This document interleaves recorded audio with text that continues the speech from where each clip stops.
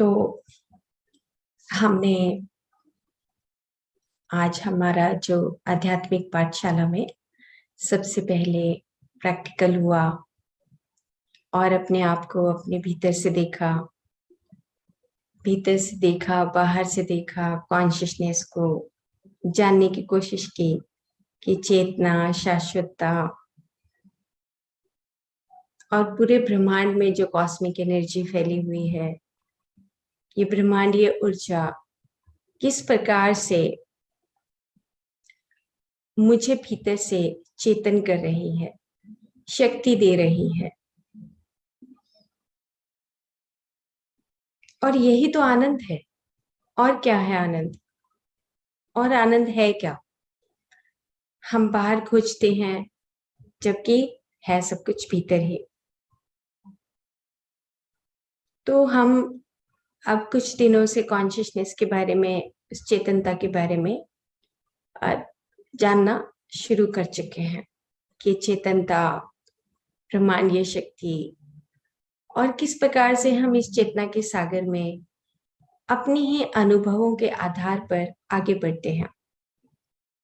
और कल हमने चर्चा की कि जो ग्रुप कॉन्शियसनेस है, किस प्रकार से डोमेन ऑफ वननेस और डोमेन ऑफ सेपरेटनेस एक होते हुए भी हम अलग अलग एक दूसरे को दिखाई देते हैं। लेकिन बाद में पता लगता है कि अरे ये तो हम एक ही डोमेन में रहने वाले, एक ही अखंड ही हैं। तो कल के टॉपिक को हम शुरू करेंगे। शुरू करने से पहले आज का और जो कल का टॉपिक है ग्रुप कॉन्शियसनेस, और आज का जो टॉपिक है कॉस्मिक एनर्जी, ब्रह्मांडीय शक्ति और चेतनता, उसको हम कैसे डिफरेंशिएट करें, कैसे पता लगे हमें कि ग्रुप कॉन्शियसनेस, सेपरेटनेस क्या है, कॉस्मिक एनर्जी क्या है, और हम अपने आप को अपने भीतर से वो शाश्वतता का अनुभव कैसे एहसास दिलाते हैं, कैसे अनुभव करते हैं। तो हमने एक गीत बनाने की कोशिश की और हमने वो गीत बना लिया, उसकी रचना की। We are cosmic beings, we are energy beings. और ये कॉस्मिक एनर्जी एक ब्रेथ साइकिल की तरह अंदर जाती है, फिर बाहर निकलती है। तो उसी का आज इंस्ट्रूमेंटल पार्ट हमने थोड़ा सा 1 मिनट के लिए तैयार किया है आप सबको दिखाने के लिए।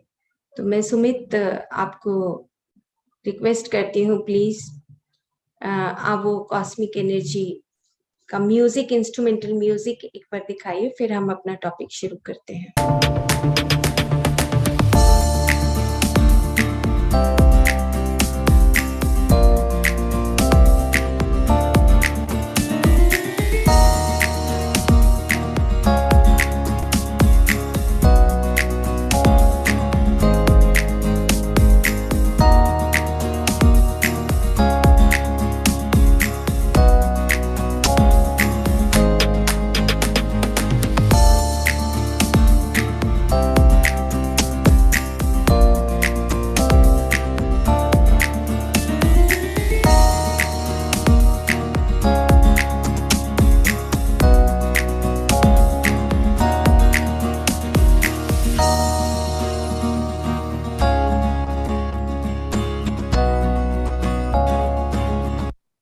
Thank you Sumit.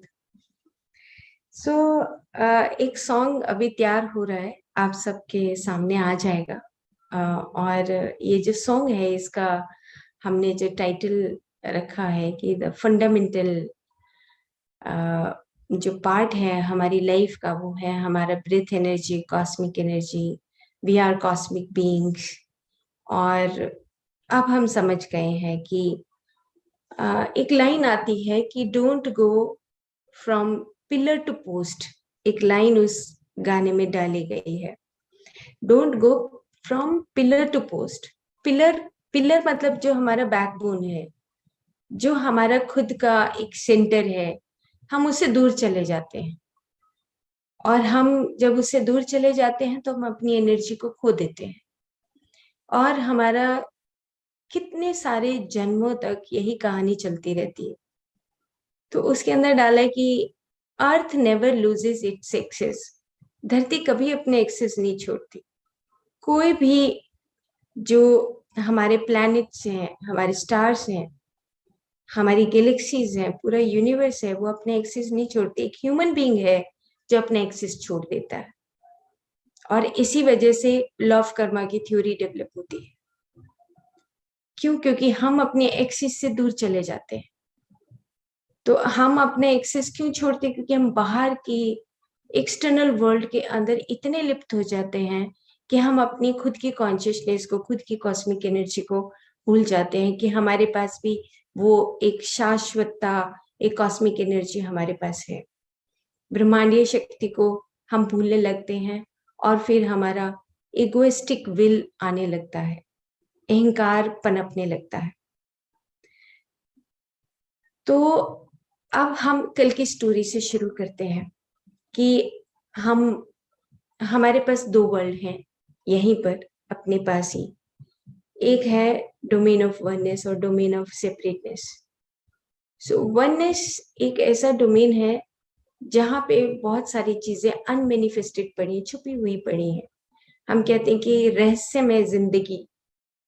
हम जैसे जैसे उस वननेस को समझने लगते हैं, जिसको बोला गया कि एक मिस्टिकल साइंस, ओकल्ट साइंस बोला गया, कि एक जादुई विज्ञान है हमारे पास कि आंख बंद करने से कैसे हमें क्लरवॉयंस होता है, हम कैसे देखते हैं आंख बंद करने से, हमारे पास वो शक्ति कहाँ से आती है।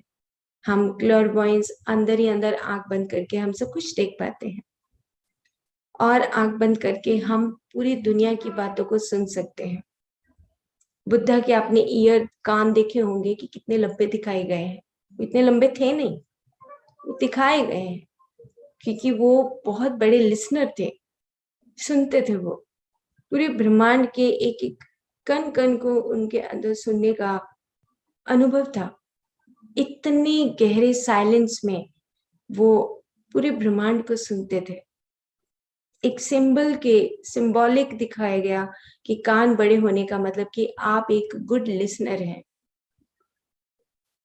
क्लियरवॉयंस, क्लियर ऑडियंट, और अपने चैनलिंग के माध्यम से अपने मास्टर्स के प्रेजेंस को महसूस करते हैं। एक ऑकल्ट साइंस, एक ऐसा विज्ञान, लेकिन वो तभी आ सकता है जब हम अपने ही सेंटर में रहें, अपने पास रहें, अपने से बाहर न जाए। लेकिन हम बहुत सारी इनकारनेशन, ह्यूमन इवोल्यूशन में, जब मनुष्य अपनी विकास आगे बढ़ाता है, अपनी सोल का, अपनी आत्मिक विकास को आगे बढ़ाता है, तो तब उसको पता लगता है कि मैं अपनी सारी ब्रह्मांडीय शक्ति को, अपनी सारी चेतना को खो रहा हूँ।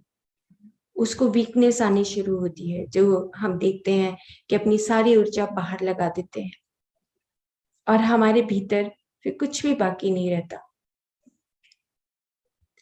तो हम अपने उस डोमेन ऑफ वननेस से, जहां पर हम एक देखते हैं पूरी दुनिया को, उससे अलग होते होते हम डोमेन ऑफ सेपरेटनेस की दुनिया को ही अपना समझने लगते हैं, जहां पर हम माया शब्द बोलते हैं।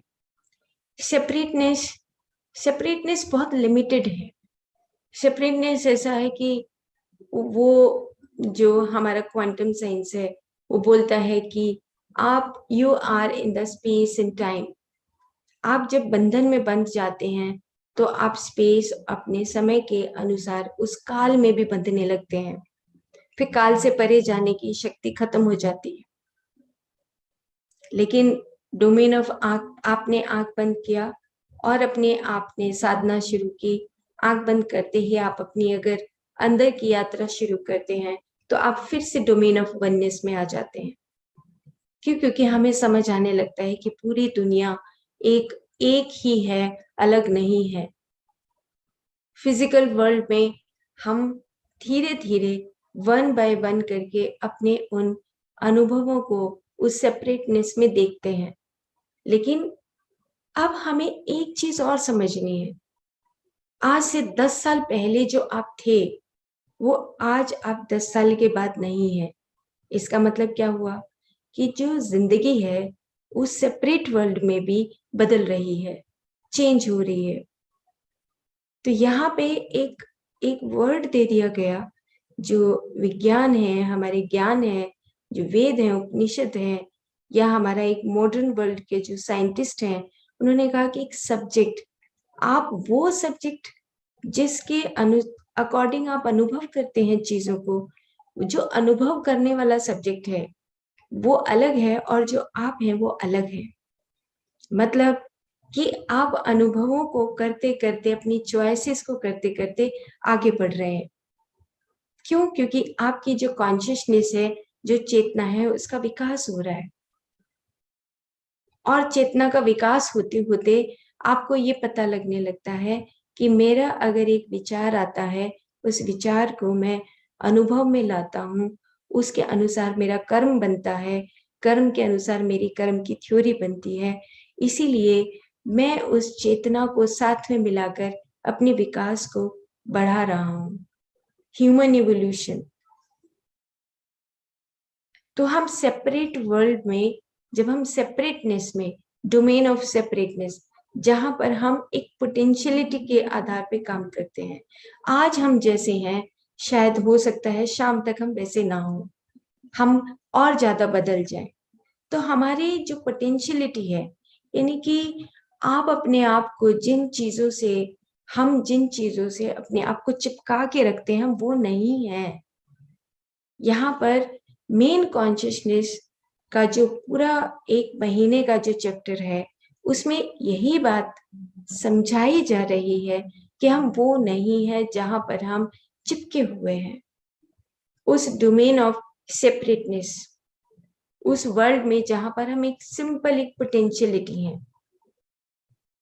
सो वननेस से बाहर निकलने के बाद हम अलग अलग स्वरूपों में अपने अनुभवों को सीखते हुए आगे बढ़ते हैं।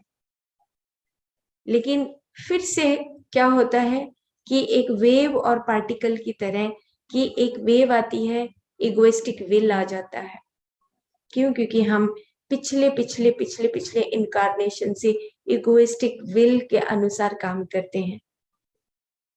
जहां पर आपने एक स्टोरी बहुत पहले मैंने सुनाई थी, जोनाथन लिविंगस्टन की, मुझे याद आ रही है उसका छोटा सा पार्ट। मैं बताना चाहूंगी कि जोनाथन लिविंगस्टन की स्टोरी रिचर्ड बैक की एक स्टोरी है। पूरी दुनिया उससे बहुत प्रभावित हुई, उस स्टोरी से। सीगल एक बर्ड है जो समुद्र के किनारे रहता है, और उस स्टोरी का एक छोटा सा हिस्सा है कि जब वो उड़ना सीखता है तो उसके पेरेंट्स, उसकी पूरी सोसाइटी उसको घर से बाहर निकाल देते हैं। वो कहते हैं कि तुम अब इस 200 मीटर से 50 और 100 मीटर से ऊपर उड़ नहीं सकते। वो कहता है कि मैं उड़ सकता हूँ, और वो उड़ना सीखता है। तो उसके जो फैमिली के लोग हैं, सोसाइटी के लोग हैं, उसको निकाल देते हैं कि तुम्हारा काम क्या है। सीगल सीगल की पूरी फैमिली बोलती तुम्हारा काम है तुम जाओ मछलियां पकड़ो और वापस घर पे आ जाओ। तो वो कहते हैं कि नहीं नहीं, मैं ये काम नहीं, अकेला नहीं कर सकता। तो उसके जो पेरेंट्स हैं वो कहते हैं कि फिर ठीक है, सोसाइटी और जो पंचायत बैठती है और वो कहती है कि नहीं नहीं, अब तुम निकल जाओ यहाँ से। वो निकल जाता है। फिर वो उड़ना सीखता है, 1000 2000 मीटर की ऊंचाई तक सीखता है। तो ऊपर जाकर पूरा जो और ऊपर जाता है तो चील का जो एरिया है, जहां पे चील बाज ये सब बहुत ऊंचाई पे उड़ रहे होते हैं, वो कहते हैं दिस इज माई टेरिटरी।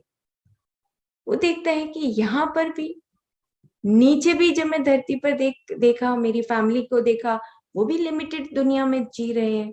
और ऊपर देखा कि जहां पर ये ईगल का जो एरिया है, टेरिटरी है, ईगल कहते हैं कि मेरी टेरिटरी है।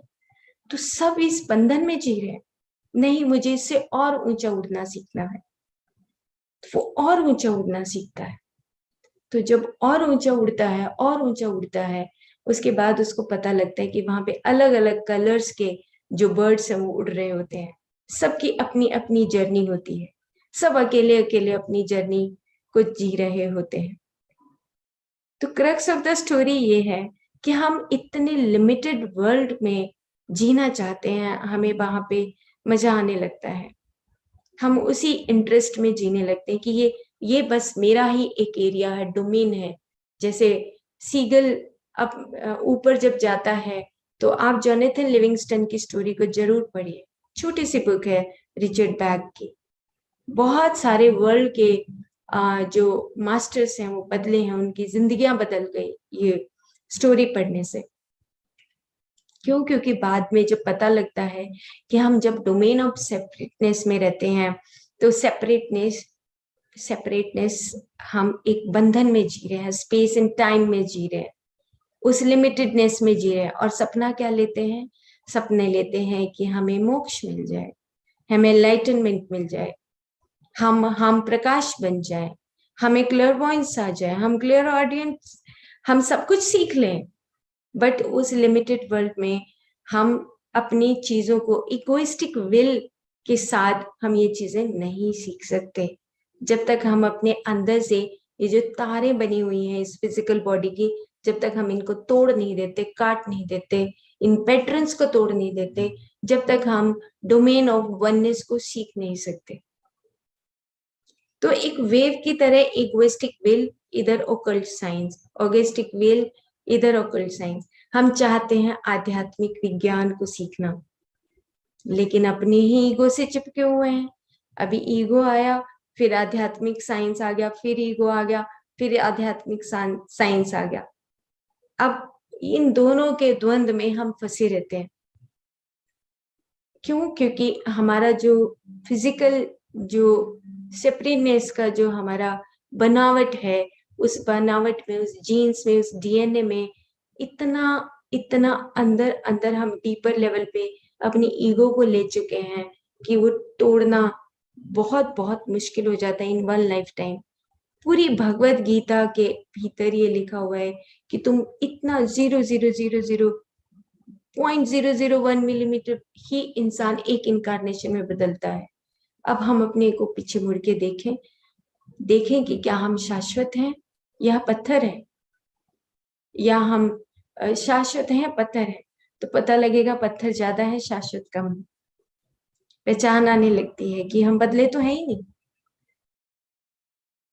तो डोमेन ऑफ सेपरेटनेस में हम सिर्फ और सिर्फ अपने आप की सोल का इवोल्यूशन करने के लिए हम उस सेपरेट वर्ल्ड को धीरे धीरे जानते हुए उस वननेस में फिर से मिलने की कोशिश करते हैं। अब हमें पूरे वर्ल्ड का व्यू समझ आने लगता है। पूरा वर्ल्ड व्यू क्या कहता है, जो हम कल बात करे थे ग्रुप कॉन्शियसनेस की। अब हमें समझ आने लगा कि जो ये नेचर है ये अपने अकॉर्डिंग बढ़ता है, धीरे धीरे वो बढ़ता है। इन्वोल्यूशन धीरे धीरे वो अपने अनुसार बढ़ता है, और ह्यूमन उन सब चीजों को देखते हुए इवॉल्व होता है। अकेला मेरा अधिकार इस धरती पर नहीं है। पूरी धरती जब एक सेपरेट वर्ल्ड में, सेपरेटनेस में जो बटी हुई है, वो एक ही है। फिर उसको आंख बंद करके अपने क्लियरवॉयंस से वो जर्नी समझ आने लगती है, उसको ये यात्रा समझ आने लगती है कि नहीं, मैं तो एक बिल्कुल कण मात्र ही हूं। फिर उसको ग्रुप कॉन्शियसनेस, उनको बर्ड्स की, पक्षियों की भाषा समझ आने लगती है, पशुओं की भाषा समझ आने लगती है, पेड़ों की भाषा समझ आने लगती है कि अच्छा ये जो पेड़ हैं, पौधे हैं, पूरा उनके सामने वो किंगडम ऑटोमेटिकली समझ आने लगता है। जहां पर हम डार्विन थ्योरी और न्यूटोनियन फिजिक्स की बात करते हैं कि पहले हम सोचते थे कि सब कुछ मैटर है, अब हम सोचते हैं सब कुछ एनर्जी है। दोनों चीजों में भेद समझ आने लगता है। तो थ्योरीज सेटअप होती हैं और थ्योरीज बाद में फिर बदल भी जाती हैं। क्यों? क्योंकि हम ट्रूथ से जब परे जाते हैं तो इंसान अपनी ही सत्य की शाखाओं को बांटने लगता है, और फिर वो एक दिन सत्य से परे जाकर वो थ्योरीज खत्म हो जाती हैं। तो इंसान अपने अपने भीतर उन सिद्धांतों को ना जानकर उस इगोइस्टिक विल के अंदर बंधने लगता है। तो डोमेन ऑफ सेपरेटनेस और डोमेन ऑफ वननेस अब आई थिंक बहुत अच्छे तरीके से क्रिस्टल क्लियर हो गया होगा कि हम अब फिर से सेपरेटनेस से फिर से हम डोमेन ऑफ वननेस की तरफ जा रहे हैं, यानी कि कॉन्शियसनेस की तरफ। यानी कि हमें ये बात समझ आनी शुरू हो गई कि हम सिर्फ और सिर्फ एक लाइट की भांति यहाँ पर हैं, क्योंकि हमारा जो लाइक बैक टू होम है वो सिर्फ कॉन्शियसनेस है। जो 7 प्लेन्स की बात की कि आदि वहां पर जाना है जहां से हम आए हैं, आदि अनुपात का, उसी उसी में वापस हमारी जर्नी इन्वोल्यूशन से होती हुई इवोल्यूशन करते करते हम वहां पर जा रहे हैं। लेकिन जल्दी नहीं, बहुत समझकर उन सिद्धांतों को जानते हुए हमें वहां तक पहुंचना है। जल्दी नहीं करनी है, जल्दी करेंगे तो भी देर हो जाएगी, क्योंकि हम पूरे सूत्रों को समझते नहीं है।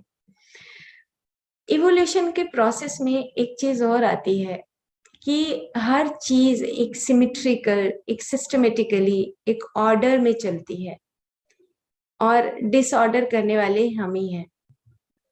अब वो कहते हैं कि अगर आप ट्रूथ से परे जाते हो और डिसऑर्डर में अपनी लाइफ को बिताना शुरू करते हो, तो आप फिर डिसऑर्डर में अपनी रिदम को, अपनी रिदमिक जो फ्लो है उसको खराब कर लेते हो। मत छेड़ो किसी को, मत डिस्टर्ब करो किसी की जिंदगी को। इसीलिए नॉन इंटरफियरेंस एक बहुत बड़ा लॉ है कि हम किसी की भी जिंदगी में नॉन इंटरफेयर, किसी की भी जिंदगी में इंटरफेयर मत करो। क्यों? क्योंकि हम मैथमेटिक्स बिगाड़ देते हैं। Non interference, so nature law is कि बहुत स्मूथ तरीके से जो कॉन्शियसनेस है हम उसी का हिस्सा है। तो कॉन्शियसनेस जैसे जो शाश्वत है, जो कॉन्शियसनेस है, जिस प्रकार से उसने हमें यहाँ पर एक इवोल्यूशनरी प्रोसेस के माध्यम से हम जैसे आगे बढ़ रहे हैं, उसी तरीके से हमें आगे बढ़ना चाहिए। ना कि हम अपनी इगोइस्टिक विल को डालकर, नहीं ये मुझे ऐसा करना है, मुझे ऐसा करना है, हम इगोइस्टिक विल में सब चीजों को अड़चन डाल के अपने डीएनए, जीन्स और फिजिकल सेपरेटनेस, इन सब को हम बिल्कुल डामाडोल स्थिति में कर देते हैं, और फिर उसी को हमें ऑर्डर करना है। ऑर्डर मतलब ह्यूमन इवोल्यूशन। हम एक एक एक थॉट को हमें ऑर्डर में लाना पड़ेगा, तब जाके हम उस शाश्वत तक पहुंच सकते हैं। अदरवाइज भूल जाइए, अदरवाइज भूल जाइए। और यही मौका है हमारे पास, जब हम उस ऑर्डर को, उस रिदम को समझें, और उस कोऑर्डिनेशन को, उस रिलेशनशिप को, उस वननेस को हम समझें, ताकि हम बहुत स्मूथ जिंदगी जी सके। ऐसे बोलने से peace peace peace, love love love, light light light, ऐसे पीस नहीं आता है। ओम शांति शांति शांति करने से शांति आएगी? नहीं आएगी। क्यों? क्योंकि शांति का मतलब है आप अब पूरे ब्रह्मांड के उन सिद्धांतों को समझ रहे हैं, फिर आप सेटल डाउन हो जाते हैं। यस, मैं अपनी इगोइस्टिक विल से परे जाकर सेटल डाउन हो रहा हूँ, संतुष्ट हो रहा हूँ, पेशेंस आ रही है मुझे, एम्पैथी की फीलिंग आ रही है। हाँ, मैं बहुत शांत हो चुका हूँ। तभी ये स्टेजेस बनती हैं कि आप एक ध्यानी से योगी बनते, योगी से मुनि बनते, चुप रहने की आदत पड़ जाती है। मौन आ जाता है कि नहीं नहीं, अब नहीं बोलेंगे किसी के लिए। ऐसे मुनि वर्ड इतना छोटा नहीं है जो हम बोल देते हैं मुनि, मुनि बन गए वो तो, या मुनि से ऊपर ऋषि बन गए। मुंह को बंद रखें अगर नहीं पता तो। क्यों? क्योंकि हम उस आध्यात्मिक जो हमारा वर्ल्ड है उसमें हमें ये पता होना चाहिए, मुनि बोलना, शांति का पाठ करना, शांति कितना बड़ा शब्द है। ऐसे शांति नहीं, चैंटिंग में शांति नहीं आएगी। रोज सुबह सुबह अगर हम ओम स्वाहा बोलते हैं, ओम शांति शांति शांति, शांति ऐसे नहीं आता। अंदर तो शांति है नहीं, बिकॉज ब्रह्मांड के सत्यों को नहीं समझ रहे हैं हम। तो हमें उस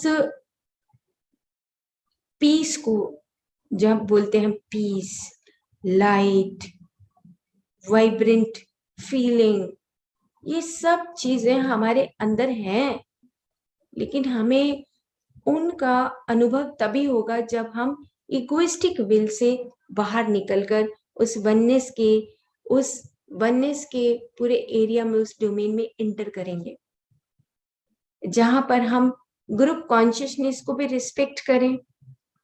हम हर एक वर्ल्ड को, एलिमेंटल किंगडम, हमारे चारों तरफ जो तत्व फैला हुआ है, जहां से पूरे ब्रह्मांड का शुरुआत हुआ, एलिमेंटल किंगडम, जो हमेशा, जिसको हम बाद में बोलते हैं कि तोड़ते तोड़ते तोड़ते तोड़ते ये जो अणु है, परमाणु है, एटम्स हैं, प्रोटॉन्स हैं, ये बन गए हैं।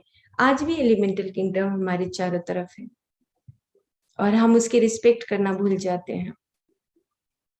एलिमेंटल किंगडम के बाद जो ग्रुप कॉन्शियसनेस में आता चला गया, वो धीरे धीरे ग्रुप कॉन्शियसनेस के बाद फिर आता है इंडिविजुअल सोल।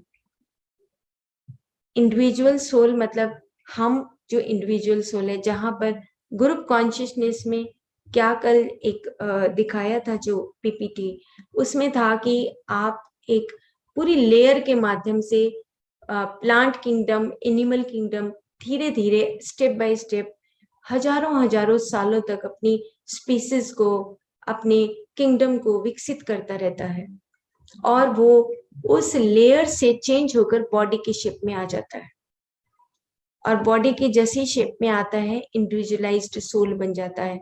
ह्यूमन बीइंग की स्टार्टिंग हो जाती है, उस एनिमल से ह्यूमन बीइंग की स्टार्टिंग होती है। जब ह्यूमन बीइंग बनता है तो उससे पहले डोमेस्टिक एनिमल्स बनते हैं,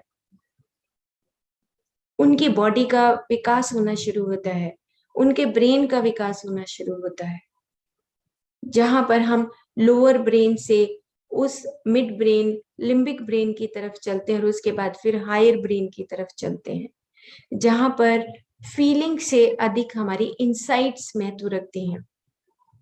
और जैसे ही हम ह्यूमन किंगडम में एनिमल से जंप लगाते हैं, हमारा इंसाइट का दरवाजा खुल जाता है, जहां पर हम बोलते हैं ओकल्ट साइंस, एक आध्यात्मिक ज्ञान।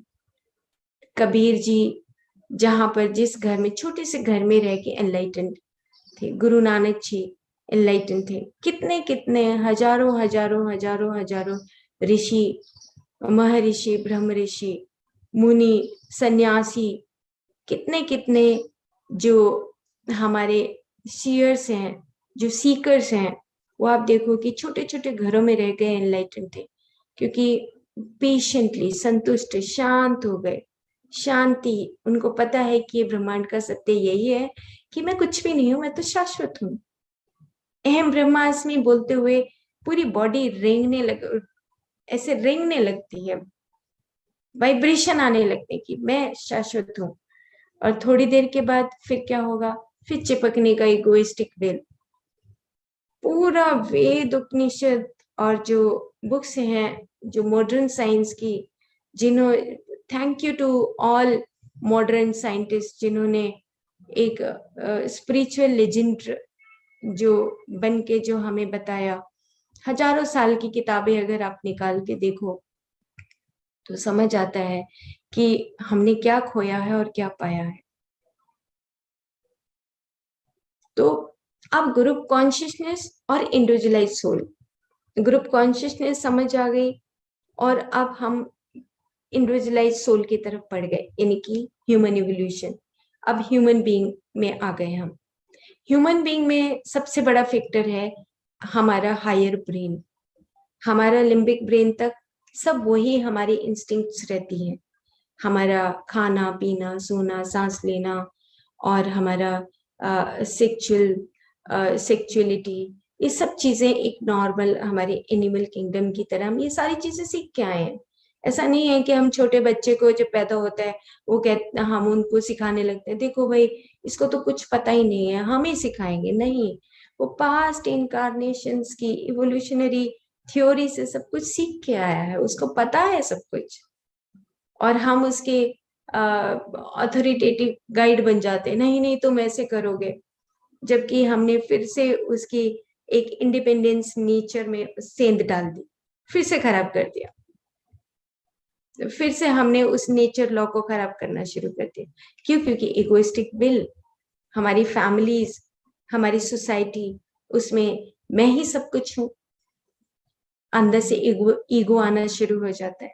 ये मेरा जात है, ये मेरा ये है, ये मेरा ये है, ये अमीर है, ये गरीब है।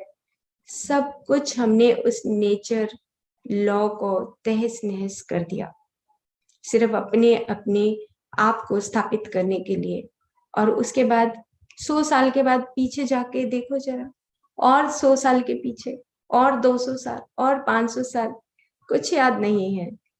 कौन सी जनरेशन्स, कौन सी जनरेशन्स, कहीं कुछ भी नहीं।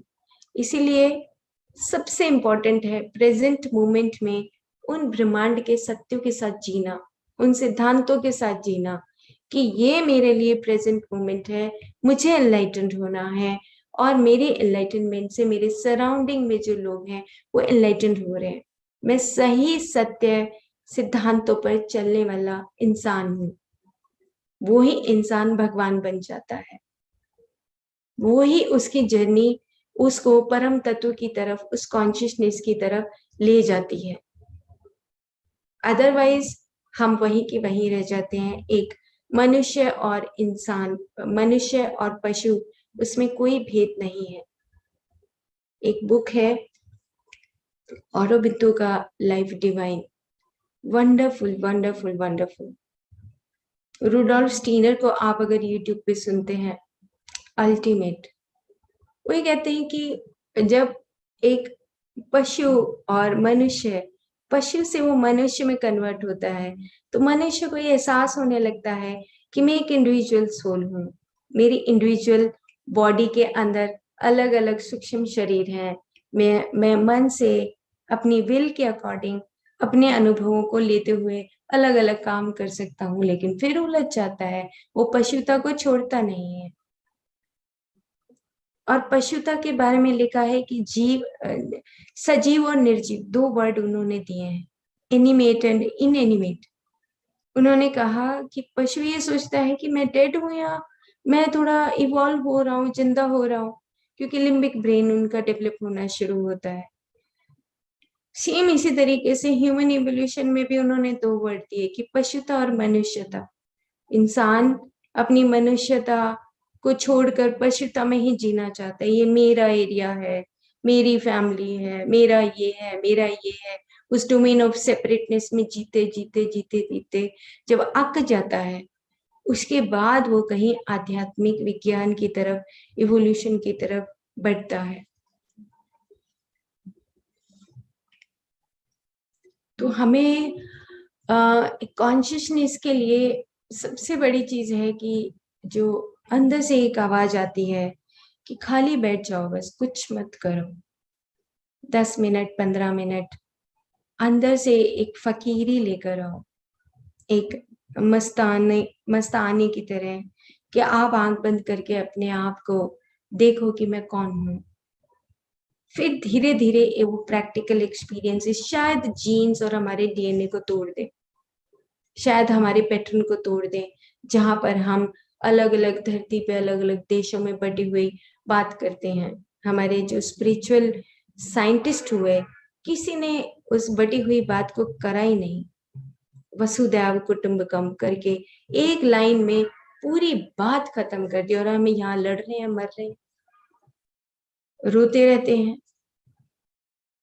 आपस में रोना बस। और उन्होंने एक लाइन में कह के ये बात खत्म कर दी, ओम शांति ही शांति ही शांति कह के खत्म कर दिया, कि यहाँ पे इस भूलोक में भी शांति, इस भूवर लोक में भी शांति, इस स्वर लोक में भी शांति। हम इन तीनों लोकों में शांति चाहते हैं, लेकिन हम शांति कैसे चाहेंगे? कॉन्शियसनेस, शाश्वतता, चेतनता, eternity, infinite nature of being जब तक नहीं आएगा, कहाँ शांति आएगी? शांति मतलब आप उन तीनों वर्ल्ड में आपको शांति आपको एक रियलाइजेशन हो रहा है कि हाँ, मैं यहाँ से अगर ऊपर भी जा रहा हूँ, जहाँ पे मेरे एंसेस्टर्स हैं, और ऊपर जा रहा हूँ, जहां पर और दरवाजे खुले हुए हैं और हायर वर्ल्ड के मास्टर्स हैं, सब जगह मैं उस पीस को महसूस कर रहा हूँ, उस शांति को पहचानने लगा हूँ। वो शांति है। चैंटिंग से शांति नहीं आएगी, वो चैंटिंग से शांति नहीं आती है। उससे ज्यादा है कि हम उस आंख बंद करके या आंख खोलकर अपने कमरे में आराम से बैठ जाएं और स्टेप बाय स्टेप, जैसे हम अपने घर की चीजों को जचाते हैं, किचन में सामान को जचाते हैं, उसी प्रकार से हम अपनी कॉन्शियसनेस के इस पूरे सॉफ्टवेयर में अपनी उन चीजों को जचाएं कि हाँ, मुझे ये सत्य समझ आ गया है, मुझे ग्रुप कॉन्शियसनेस समझ आ गई है, मुझे इन्वोल्यूशन समझ आ गया है, मुझे इवोल्यूशन समझ आ गया है, मुझे कॉलोनाइजेशन समझ आ गया है। अब हम बटे हुए नहीं हैं, दिखते हैं हम बटे हुए, स्टेजेस हैं और ये स्टेजेस आगे बढ़ती रहती हैं, हम इसमें इंटरफेयर करने वाले कोई भी नहीं है। पूरी धरती पे अलग अलग देश जातियां जो बटे हुए कुछ नहीं है, ये वननेस का ही एक हिस्सा है। जब हमें ये समझ आ जाएगा तब हम समझ पाएंगे कि हाँ, हमने उस युद्ध को जीत लिया, जो भीतर ही भीतर हमारा युद्ध, द्वंद्व का युद्ध चलता रहता है। इगोइस्टिक विल या ओकल्ट साइंस, इगोइस्टिक विल या ओकल्ट साइंस। इधर हमारे पास आध्यात्मवाद है, इधर हमारे पास हमारा अहंकार है। दोनों को हमें कैसे देखना है, ये हमें देखना है। अभी हमने अनुभव ले लिया। कई बार होता है अनुभव में, होता है कि अभी बहुत बुराइयां करके देख ली, बहुत ईगो लाकर देख लिया, बहुत अहंकार में जी के देख लिया, क्या मिला? अंदर से इंसान अंदर से एक बार तो देखता ही है, अंदर जाता ही है कि अंदर अहंकार करके देख लिया, जिंदगी 60 साल की हो गई, क्या मिला? फिर पता लगता है कि नहीं, अब मुझे ये सब चीजें छोड़नी है। तब वो पैटर्न टूटता है, टूटने के बाद फिर हम नए बनने की कोशिश करते हैं। तो जो नया स्वरूप है उसमें आप प्योर कॉन्शियसनेस को महसूस करने लगते हैं। एक चीज छोड़ दी, एक चीज छोड़ दी, एक चीज छोड़ दी, and that is the liberation. Liberation मतलब you have broken down every pattern, that is the liberation. नहीं तो बड़ी बड़ी ऑर्गेनाइजेशंस में आप देख रहे हैं, धन के पीछे पड़े हैं, करेक्टर का corruption and so many things. Why? क्योंकि वो जबरदस्ती धक्के से सब कुछ परत बाय परत जमाना चाहते हैं। वो होता नहीं, पॉसिबल नहीं है, क्योंकि हम सत्य के उस ट्रूथ से परे जा रहे हैं। सब कुछ उस सत्य के भीतर है। Consciousness is equal to love, तो consciousness is equal to truth. प्यार नहीं तो भी कॉन्शियसनेस नहीं आएगा, सत्य नहीं है तो भी कॉन्शियसनेस नहीं आएगा। सो आज का हमारा 10 मिनट्स हम डिस्कस करते हैं कॉस्मिक एनर्जी को, क्योंकि जो टॉपिक है group consciousness to individual soul, वो आगे और कुछ टॉपिक्स हैं उसमें कवर हो जाएगा। अब हम कॉस्मिक एनर्जी की बात करते हैं। कॉस्मिक एनर्जी एंड कॉन्शियसनेस, बहुत बार हम कॉन्शियस एनर्जी और कॉन्शियसनेस, उन दोनों में भेद है। हर एक छोटे से छोटा जो बीइंग है, हर एक छोटे से छोटा जो जीव है, उसके अंदर से एक एनर्जी निकलती है। जैसे आपने अभी 1 मिनट की वीडियो में देखा कि हर एक पत्ता, हर एक फूल, हर एक छोटे से छोटा जीव अपनी एनर्जी को बाहर की तरफ उस फील्ड एरिया में, उस इलेक्ट्रोमैग्नेटिक फील्ड एरिया में बाहर भेजता है। जैसे अब हमारी, जब जिसको हम ऑरिक फील्ड बोलते हैं, बहुत आराम से समझे तो मैं अगर हाथों को ऐसे रगड़ती हूँ तो उसके अंदर से एक एनर्जी निकलती है, और ना भी रगड़ू तो मेरी उंगलियों के इन आगे की जो टिप्स हैं, इनसे ऑटोमेटिकली ऑरा अपने आप रिलीज होती रहती है। तो जैसा मैं हूं वैसे ही मेरी एनर्जी बाहर निकलती रहती है। सो ये है हमारा कॉस्मिक बीइंग, कॉस्मिक एनर्जी। सो अब क्या होगा कि हम कहते हैं वी आर कॉस्मिक बीइंग्स। हम अलग अलग जो हमारे जो बीइंग्स हैं अलग अलग। अब आपके घर में मान लो एक माहौल अच्छा ना हो, झगड़े होते हों, तो वहां पर वो एनर्जी का जो एरिया है, एनर्जी फील्ड है, वो आपका कैसा होगा आप खुद देख सकते हैं, पहचान सकते हैं। लेकिन अगर आप पेड़ों के पास जाएंगे तो वहां पे उनका ब्रेन का डेवलपमेंट नहीं है। वहां पे they have the only the sensations and the feelings, little bit feelings. तो वहां पर आपको कॉन्शियसनेस का कॉस्मिक जो एनर्जी वो ज्यादा मिलेगा। क्यों? क्योंकि वो दिन भर रात भर काम करते हैं उस कॉस्मिक एनर्जी के लिए।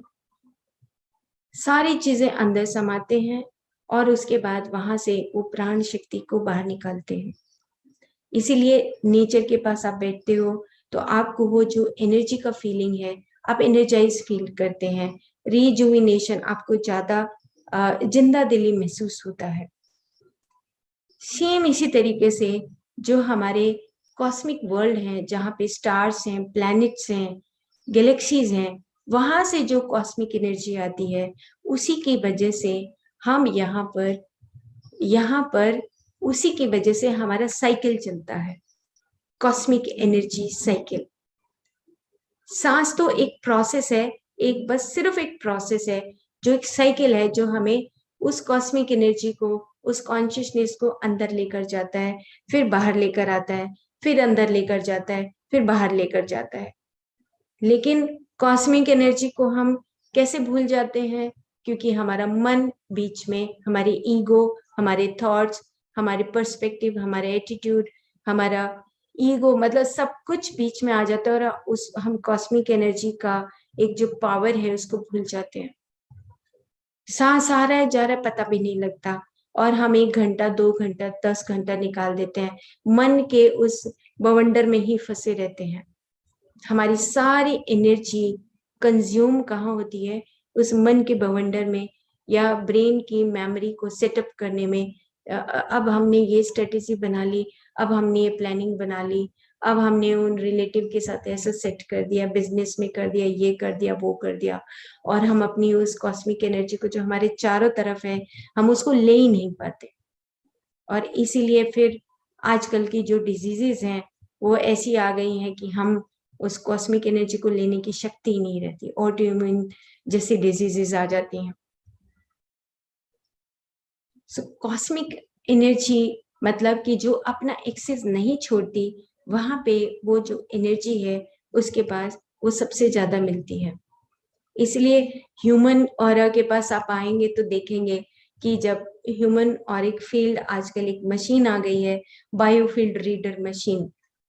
सो वो एक ऐसा सॉफ्टवेयर है, आपका पिक्चर उसमें डालेंगे फोटो खींच के, और उसमें आपका ऑरिक फील्ड आ जाएगा कि आपका जो कलर है वो पिंक है, येलो है, ग्रे है, गोल्डन है, ग्रीन है, ब्लू है, कैसा है।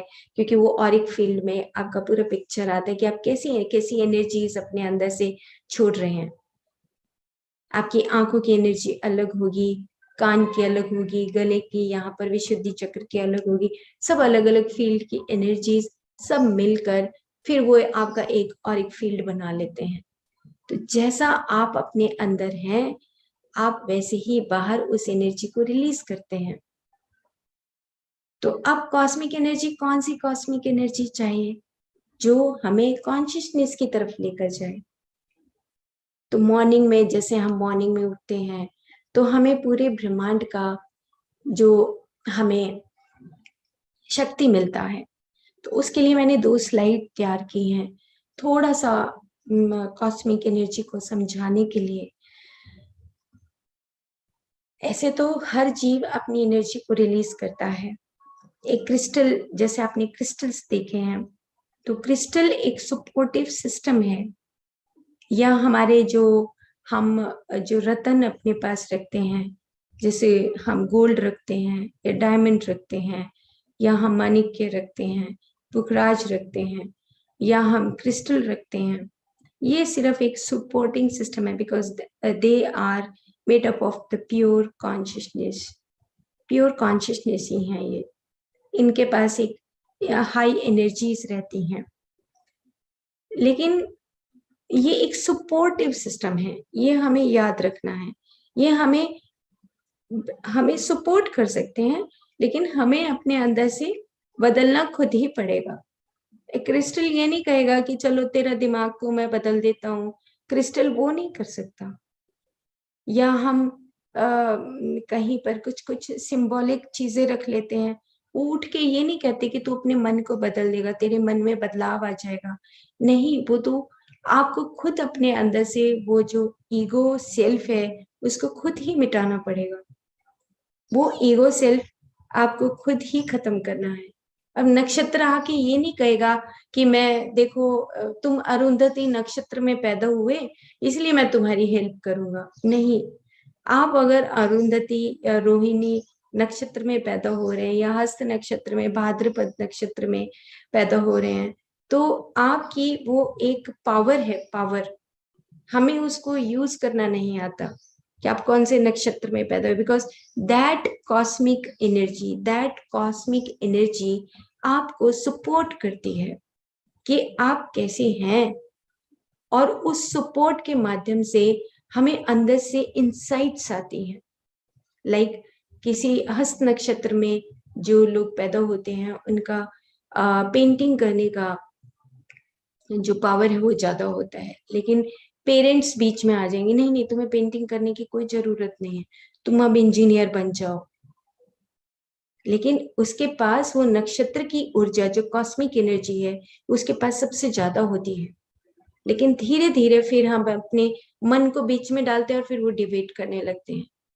एक डॉक्टर का बेटा डॉक्टर डॉक्टर डॉक्टर के माता पिता डॉक्टर ही उसका बेटा बनेगा, या एक आर्ट वाला वो कहेगा मेरा बेटा पेंटर ही बन जाए, या एक इंजीनियर है वो कहेगा मेरे बच्चे इंजीनियर, क्योंकि बिजनेस है बहुत बड़ा, धन संपदा चलानी है, पूरा प्रॉपर्टी चलाना है। तो वो हम उसके बीच में जो कॉस्मिक एनर्जी है, जो कॉस्मोस के साथ हम वहां से ट्रेवल करते हुए नीचे आए हैं, उस एनर्जी को हम लूज कर जाते हैं। और उस एनर्जी को जैसे ही लूज करते हैं वैसे ही हमारा ईगो सेल्फ हमारा वो बनना शुरू हो जाता है। इसीलिए कॉस्मिक एनर्जी को समझना और कॉन्शियसनेस को समझना बहुत इंपॉर्टेंट पार्ट है जीवन का। आपके अंदर जो इंसाइट्स आती हैं, आपकी बचपन की अपनी हॉबीज को याद करिए कि मेरे को क्या अच्छा लगता था, संगीत सुनना अच्छा लगता था, पेंटिंग करना अच्छा लगता था, सोशल होना अच्छा लगता था। आज भी उन्हीं चीजों को आप पसंद करते होंगे, लेकिन कहीं ना कहीं वो नीचे दब गई होंगे।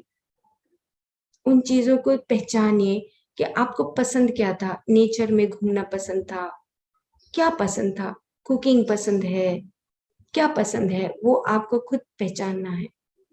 तो जो कॉस्मिक एनर्जी है, हर कॉस्मोस के, हर कॉस्मिक बीइंग के पास एक अपनी पर्टिकुलर एनर्जी है, उसको पहचानना है। हम उसी कॉस्मिक एनर्जी की बात करते हैं कि जो हमारे प्लैनेट्स हैं, प्लेनेटरी पूरा फैमिली है, ग्रह हैं हमारे, वो हमारे सबसे नजदीक हैं। नक्षत्र कहाँ है? हमारे हेड के ऊपर, चारों तरफ 27 नक्षत्र का पूरा एरिया है जिसको हम सहस्रार बोलते हैं। ये हमारा पूरा नक्षत्र का पूरा एरिया है। In between that is the moon, और उसके पास सन। जो मून और सन है वो दोनों क्लोज रहते हैं, हमारे सहस्रार के पास रहते हैं। उस सहस्रार के चारों तरफ जैसे हम ताज पहनते हैं सिर के ऊपर, ऐसे हमारे 27 नक्षत्र हैं। वो कॉस्मिक एनर्जी जब हम अपने मन से जीरो हो जाते हैं, शून्यता में जाते हैं, तब वो नक्षत्र काम करते हैं, आपकी कॉस्मिक एनर्जी काम करती है। वो कॉस्मिक एनर्जी जब काम करती है तब आप एनलाइटन फील करते हैं अपने आप को कि हाँ, मैं ये सारी चीजें जो मल्टी डायमेंशनल पर्सनैलिटी है, मैं उन सबको कर सकता हूँ। मैं सोशल भी हो सकता हूँ, मैं आर्ट भी कर सकता हूँ, मैं प्यार से भी बोल सकता हूँ, मैं साइलेंस में भी जा सकता हूँ। मेरे पास ये सारी क्वालिटीज हैं जिसको हमने योगी भव में आर्कीटाइपल क्वालिटीज के रूप में डिस्कस किया था थोड़ा थोड़ा। तो कॉस्मिक एनर्जी के लिए मैं एक दो पिक दिखाती हूँ और फिर बस उसके बाद हम यहाँ पर ये एक मैंने पिक व्हाइट बोर्ड पर बनाकर दिखाया था।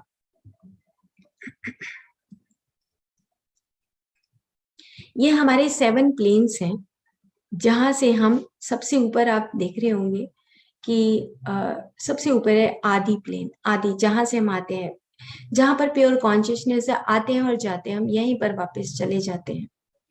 सो आदि के बाद आप नीचे देख रहे होंगे कि अनुपात का मतलब जहां पर हम अपने आप को अपने अकॉर्डिंग, अपनी लॉ ऑफ कर्मा थ्योरी के अकॉर्डिंग हम मोनाड्स के रूप में अलग अलग सेपरेट होते हैं, जहां पर हम अपना इवोल्यूशनरी सिस्टम को सीखने के लिए आते हैं।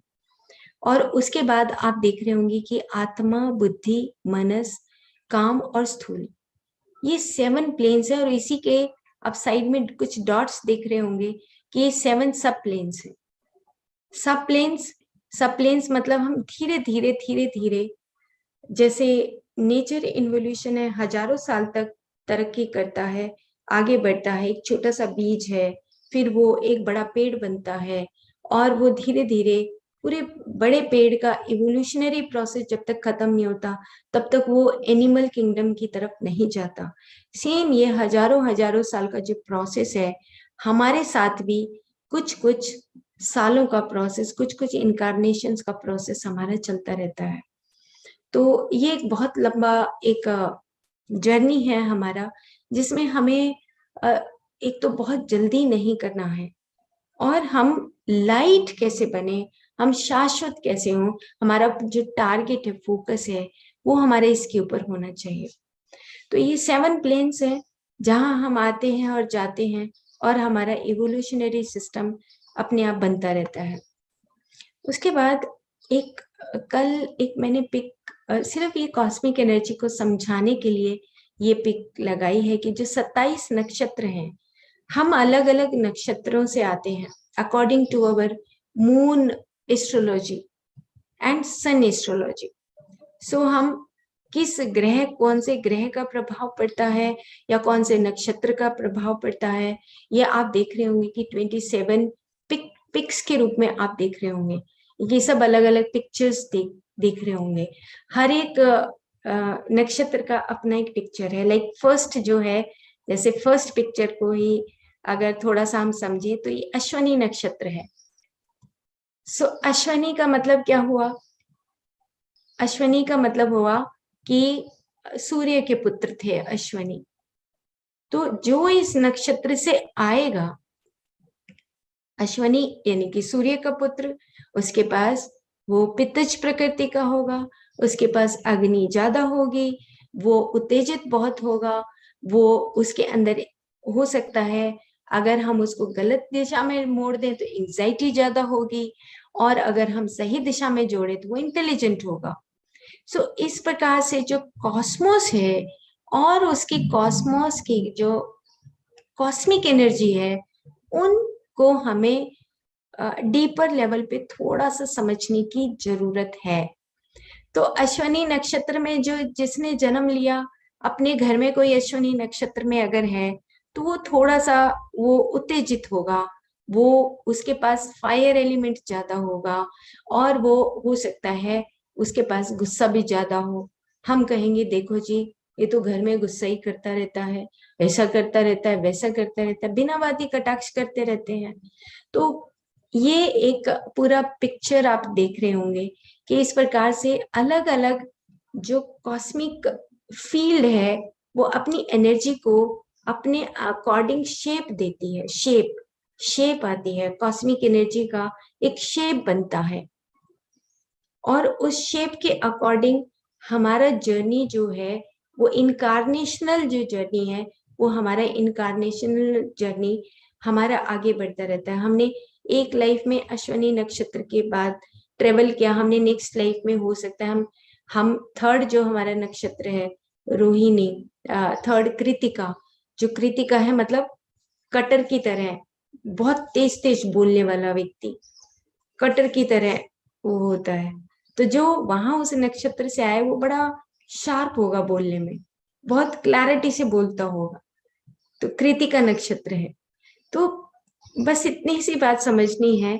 आप इसको विस्तार से अगर पढ़ना चाहें तो नेट के ऊपर बहुत सारी चीजें उपलब्ध हैं, लेकिन उसको गलत गलत इंटरप्रेट ना करें। बहुत ही सूक्ष्मता से पढ़ने वाली बातें हैं ये। और हमें बस इतना ही समझना है मोटे तौर पे कि हर एक जो इस पूरे कॉस्मोस मतलब पूरे यूनिवर्स में अगर कोई भी छोटे से छोटा बीइंग है, नक्षत्र है, ग्रह है, गैलेक्सीज हैं, ह्यूमन बींग्स हैं, प्लांट बींग्स हैं, एनिमल बींग्स हैं, उनका अपना एक शक्ति है। आपके हाथों का शक्ति, पैरों का शक्ति अलग अलग है। कॉस्मिक बींग्स हैं हम अलग अलग शक्तियों के साथ यहाँ पर स्थापित हैं इस धरती पर। आते हैं और चले जाते हैं, आते हैं चले जाते हैं, उस एनर्जी फील्ड एरिया को सीखते हैं, फिर से चले जाते हैं। कब तक चले जाएंगे? जब तक कि हम शाश्वत नहीं हो जाएंगे, तब तक हम उस कॉस्मिक फील्ड में कॉस्मिक एनर्जी को के रूप में हम आगे बढ़ते रहेंगे, आगे बढ़ते रहेंगे, तब तक जब तक कि हम प्योर कॉन्शियसनेस में नहीं बदल जाते। हमारा आदि प्लेन जब तक हम वहां तक हम नहीं सीख लेते।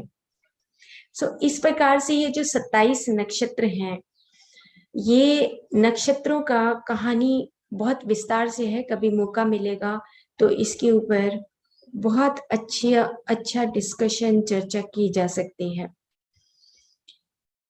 उसके बाद साइड में एक पिक लगाया है, अश्वनी से लेकर और नीचे लास्ट जो हमारा नक्षत्र है रेवती, रेवती तक ये पूरा एक पूरा बॉडी का डिजाइन है।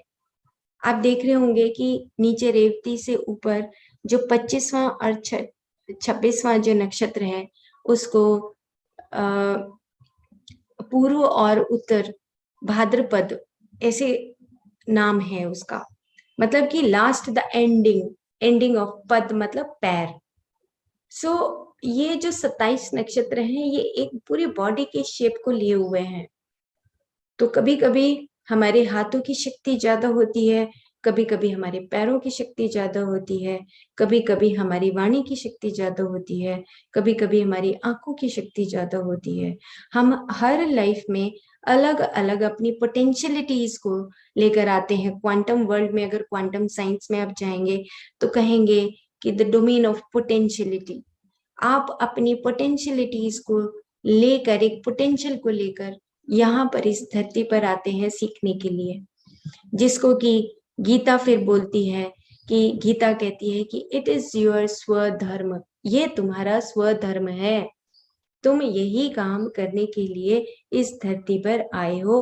पर धर्म दूसरों की लाइफ में इंटरफियर मत करो। वो कहेंगे नहीं नहीं, घर का तो सारा सामान मैं ही संभाल लूंगा, मैंने ही सारी प्रॉपर्टी संभाल लेनी है, मैं ही ठेकेदारी उठा लेता हूँ। स्वधर्म छोड़कर हम पर धर्म के चक्रों में लग जाते हैं। गीता इधर बोलती है, इधर क्वांटम वर्ल्ड बोलता है कि आपके पास एक डिफरेंट डिफरेंट टाइप की पोटेंशियलिटीज हैं, उसको आप अपनी पोटेंशियलिटीज को पहचानिए। You are made up of different different potentialities, you are in the dynamic nature, आप बदल रहे हैं। ये जो कॉस्मिक एनर्जी है, हर कॉस्मोस, आप अब अपने हमारे अंदर भी वो ही कॉस्मोस है, वो ही कॉस्मोस है। और हम जैसा हम अपने थॉट प्रोसेस में जैसा सोचते हैं, जैसा विचारते हैं, जैसी हमारी चॉइसेस होती हैं, उसी के अकॉर्डिंग हमारी जो कोशिकाएं हैं वो अपने अंदर से उस लाइट को बाहर फेंकने लगते हैं।